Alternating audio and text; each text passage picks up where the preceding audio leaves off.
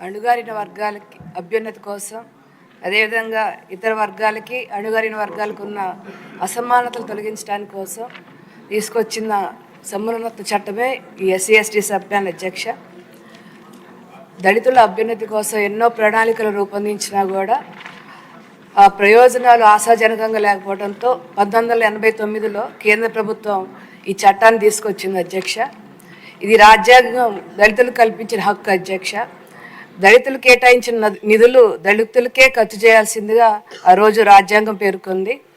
అదేవిధంగా ఈ చట్టాన్ని స్ఫూర్తిగా తీసుకొని గతంలో తెలుగుదేశం ప్రభుత్వ హయాంలో మరి అనేక సంక్షేమ కార్యక్రమాలు ఈ సబ్ ప్లాన్ ద్వారా జరిగాయి. అధ్యక్ష, ముఖ్యంగా దళిత వాడల్ని అభివృద్ధి చేయడంలో కానీ, అక్కడ సిమెంట్ రోడ్లు వేయటం కానీ, అక్కడ లైట్లు వేయటం కానీ, పక్కా గృహాలు నిర్మించడం కానీ, ఉచిత విద్యుత్ కల్పించడం కానీ, అదేవిధంగా దళిత విద్యార్థులకి మరి కార్పొరేట్ స్కూల్స్లో ఉచిత విద్య కల్పించడం కానీ, యువతకి విదేశీ విద్య కల్పించడం కానీ, ఇలా 27 స్కీమ్స్ దాదాపు మరి గత ప్రభుత్వం తెలుగుదేశం హయాంలో జరిగాయి. అధ్యక్ష, అయితే గత కాలం అంటే 2019 నుంచి 24 వరకు దళితులకి ఒక కలికాలం. అధ్యక్ష, అంధకారం.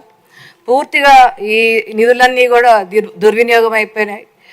ఏదైతే దళితులకు కేటాయించిన నిధులన్నీ కూడా పక్క స్కీమ్స్కి తరలించడం, వ్యక్తిగత ప్రయోజనాల కోసం, వ్యక్తిగత స్వార్థం కోసం, ప్రచారం కోసం ఈ నిధులని దుర్వినియోగం చేయడం జరిగింది. అధ్యక్ష, మరి సంతోషకరమైన విషయం ఏంటంటే మళ్ళీ ఇప్పుడు కేంద్రంలోనూ రాష్ట్రంలోనూ ఎన్డీఏ కూటమి రావటం, మళ్ళీ గతంలో ఏదైతే దళితుల సంక్షేమం మరి ఈ నిధుల ద్వారా జరిగిందో మళ్ళీ గౌరవ ముఖ్యమంత్రి గారి చంద్రబాబు నాయుడు గారి హయాంలో మళ్ళీ ఇవి రాబోతున్నందుకు చాలా సంతోషంగా ఉంది.